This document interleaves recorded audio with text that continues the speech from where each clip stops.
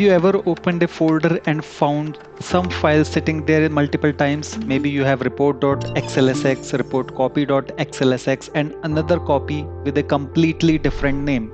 And if you have hundreds or even thousands of files, finding these duplicates manually can be a nightmare. So in this video, we are going to make Python to do it for us, and Python will scan the folder, create a fingerprint for every file, identify duplicates, and automatically delete them. And before we start the coding, let's understand the basic idea. We cannot simply compare file names because two identical files can have completely different names. Instead, we are going to look at the actual contents of each file. So this is not going to be that simple. And Python can create something called a hash from those contents, and we will match the hashes of different files. So you can think of a hash as a fingerprint for a file, and if two files have same contents, they'll generate the same fingerprint. So our logic is simply create a fingerprint, check if we have already seen it. If we have, we found a duplicate. We can either mark it duplicate or can delete it.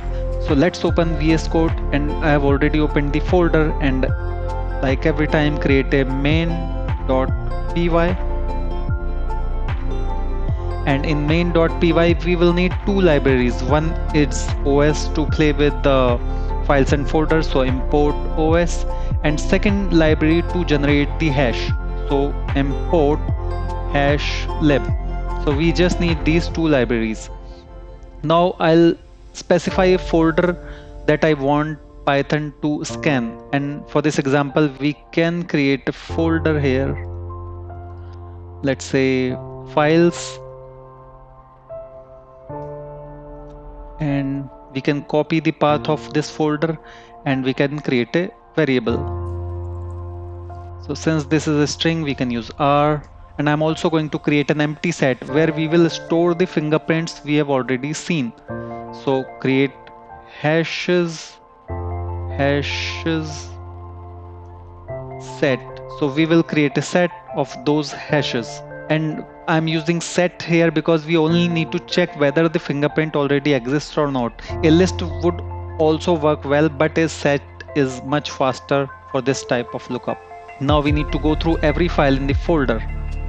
So let's use a for loop for file in os.list dir and files, the variable which we have already created. And inside this loop we need to get the full path of that file.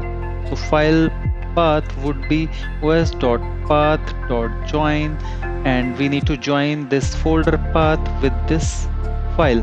So in file path we will get the complete path of that file, and then we will check either this file path is a file or a folder. So we'll use if os.path.isFile path. So if this is a file, we will check, we will create a hash and a store in the hashes variable, and if this is a folder, we'll skip it. So we are not going to do anything if this is not a file. So in case it's a folder, it will automatically skip it.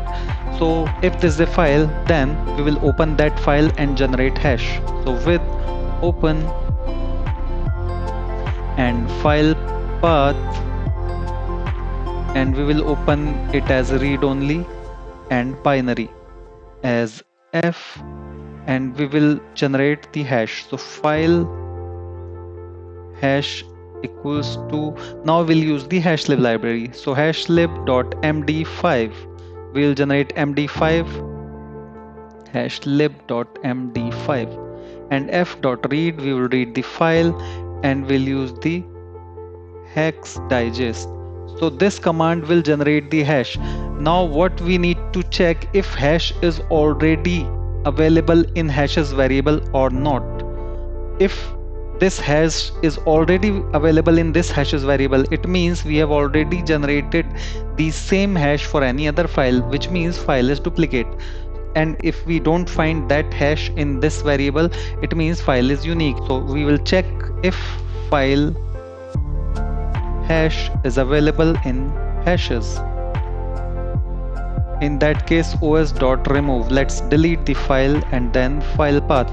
will delete that file, and it will only keep the one copy of that file. And if we find another hash which we have already found, it will delete that file, else it will keep the file. So in that case, only one file will be available in the folder, and for every duplicate file we find, it will delete that file. So with file I mean duplicate hash, because we are not checking any file name or anything, we are checking the actual file contents, because we are creating hashes, and hashes are unique if the file contents are identical. So we can print deleted, and we can also mention file name if you want. So file, we can just print the file name, or we can use the entire file path. So instead of printing entire file path, just use file, it will print the file name. And if the file hash is not available in the hashes, then add that hashes to the hashes variable, and else hashes dot add file hash. So this idea is pretty simple. Let me again explain the idea here. So it's done. So let me go through it again so that you can understand in a better way. We can create a variable where our all files are exist, and we have created a blank hashes set. We have created a set because we need the faster processing. We can also use list, but in this case set are better. And we will go through, we will loop through all the files available in the folder, and we created a full path of the file. So in this line we are combining this folder with this file, so we get the full path of the file, so that we can check whether this file is a folder or not. So if this file is a folder, we can skip it, and if this file is a actual file, we will generate the hash for this file. Now in this command we are opening that file and generating the file hash, and we are checking if file hash is already available in hash set or not. If the hash is available, then the file is duplicate, we can remove that file. If file hash is not available, then we can add that file hash to hashes variable, and we are not going to remove that file because we have not found the same hash for any other file. So that's the only thing we need to do. It will remove all the duplicate files in the folder, and we can print done, or files are removed or something. We can print any message we want. And instead of removing the file, you can also move those file to any other folder, or you can rename those file. I mean, whatever you want to do, you can use this line. So I am putting a comment, use this line for more options with that file. So you can do whatever you want with that duplicate file, and that is it. So let's try to create some duplicate files. So let me remove this welcome page and save this main.py. Now we are going to the folder, which is this one, and let's create some files here. So I'm creating a new Excel file, and we are creating another Excel file. So new Excel file. So we have created two Excel files, so let's rename it book1, and second file will be book2. So these are two files. Let's open both files. So this is book2 and this is book1. So in book1 I am writing test1 and closing it, and in book2 I am writing test2. So I am not updating much data here because these are just sample files. You can use any file you want. You can use your actual files to compare. So we have just changed one number. Everything is identical except this number in one cell. So let's check whether Python can find this tiny change or not. So we have created these two files, and let's create a copy. So we have created two copies of both files, and now we are going to run this program. So let's keep it side by side and close this, and in right side you can see the files, and let's run the code. So if you see, it deleted book 1 copy, book 1, book 2 copy, and book 2.